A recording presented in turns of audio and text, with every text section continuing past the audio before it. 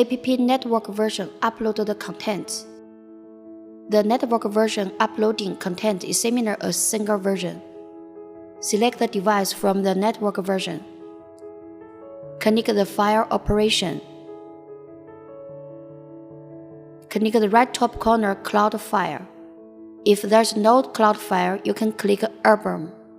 Select the video we want to upload. Click done. It will automatically create the video and upload it. Go to cloud file and refresh.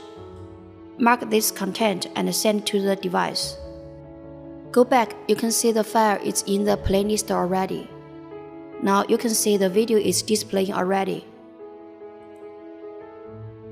And we can create our own 3D video. Click the 3D creation. Same way as a single version. You can watch the single version upload video.